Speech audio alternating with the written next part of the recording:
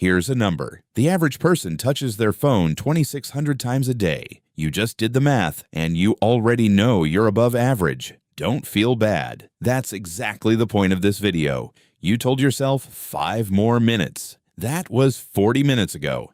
And here's the strange part. You weren't even enjoying it. You weren't laughing. You weren't learning anything. Your thumb was just moving. Most of us file this under personal failure. Bad discipline, weak willpower, something wrong with me. I want to make a case that that framing is not just unkind, it's inaccurate. Because the thing in your hand was built by thousands of very smart people with enormous budgets whose actual job was to make it hard to put down. You're not losing a fight against a rectangle. You're losing a fight against an industry. Let's start with money, because that's where the answer lives. Normally, a business sells you something. You give them money, they give you bread. Clean trade. You are the customer, but your favorite apps are free. No coins. So where does the money come from? It comes from an auction. Every time you open an app in the milliseconds before the screen loads, advertisers bid for the chance to reach you, which means the product being sold isn't the app, it's your attention. And the more of it there is to sell, the more the company earns. Sit with that for a second because it explains almost everything that follows. There's a straight line between how long you stare and how much they earn. Nobody in that building has to be a villain. They just have to be good at their job. And when a metric like time spent becomes the thing you optimize, an enormous amount of engineering talent quietly points itself at one question: how do we keep them here a little longer? So the software you're using isn't neutral. It's been tested, tweaked, and refined against millions of people to find the version that holds on hardest, which raises the obvious question: what exactly is it holding on to?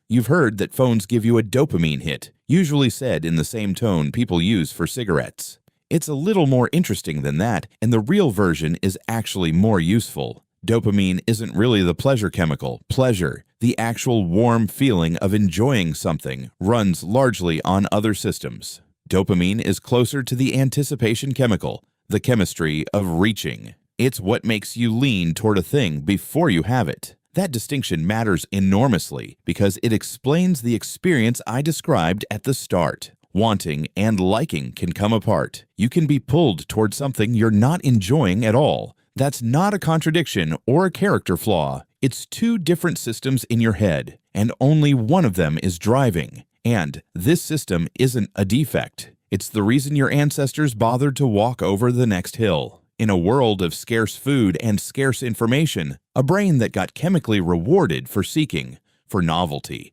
for the unexpected rustle in the bushes, was a brain that survived. Your seeking machinery is still running. It just got pointed at an infinite bush that never runs out of berries. Now here's where the design gets clever. In the 1930s, the psychologist B.F. Skinner put animals in boxes with levers. When the lever gave a food pellet every single time, the animal pressed it when it was hungry and otherwise ignored it. Predictable, boring. But when the pellet came out randomly, sometimes yes, sometimes nothing, no way to predict which, the pressing went through the roof, and it became remarkably resistant to stopping. That pattern has a name: variable reward, unpredictable payoff, delivered on no schedule you can learn. It is the single most powerful engagement pattern we know of. It's why slot machines are shaped the way they are, and it is, essentially, the physics of a feed.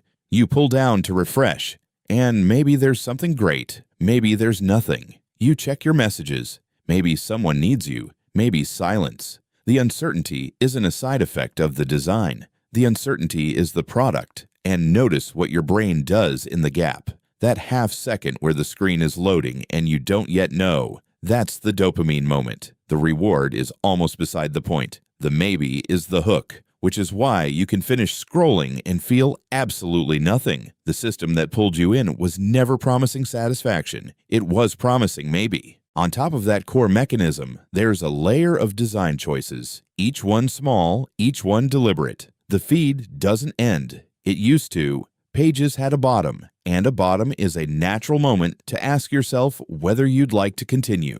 Infinite scroll deleted that moment. The next video plays on its own, so leaving requires an action, and staying requires nothing. Little red badges appear on your home screen, red, because it reads as urgent, and a number because an unresolved count is genuinely uncomfortable to look at. Quick gut check. How many of those have you already turned off? If the honest answer is none, you're not undisciplined. You're just outmatched by people paid to make sure the answer stays none. And notifications mean the app doesn't have to wait for you to remember it. It can interrupt any moment of your life, from any room, at any hour. No previous technology in human history had standing permission to do that. Now put the whole thing together. On one side, a machine refined against billions of hours of human behavior, running experiments continuously, personalized to your specific weak spots. On the other side, you, at 11 at night, tired, with the vague intention of going to bed soon. That's not a fair fight, and calling the outcome a willpower problem is like calling a flooded basement a mopping problem. But here's the part most videos like this skip. It's not really about the phone. The phone is just the delivery method. What it's actually costing you is quieter than 40 wasted minutes, and a lot easier to miss. Quick, honest note. Addiction here is a metaphor, not a diagnosis. Problematic phone use isn't a formal clinical disorder, and the research on screen time is genuinely messier than most videos on this topic admit. So I'll stick to what's fairly well established. Switching tasks has a cost, and part of your attention stays stuck on the thing you just left. Researchers call this attention residue.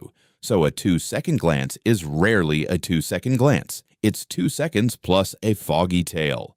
The second cost is subtler. Every dead moment, the queue, the lift, the walk, used to be unstructured mental time. That's when your mind wandered, connected things, got bored enough to have an idea. Boredom is not a bug.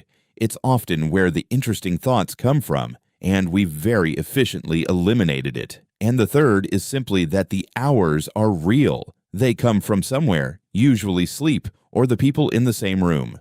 So what actually helps? Not trying harder. You can't out-discipline a system designed by people who study discipline for a living. What works is changing the environment, so willpower isn't the thing being tested. Turn off every notification that isn't an actual human being trying to reach you. Most of them exist to serve the app, not you. Move the worst offenders off your home screen, or delete the app and use the website, which is deliberately worse. And that's the point. Charge the phone in another room overnight and buy a $3 alarm clock, probably the single highest impact change on this list. Try grayscale for a week. A lot of the pull is visual, and gray feeds are noticeably less magnetic. And then the strange one. Let yourself be bored on purpose. Stand in the queue, and just stand there. It's genuinely uncomfortable for the first week, which tells you something about how far the conditioning goes. It gets easier, and things start showing up in the empty space.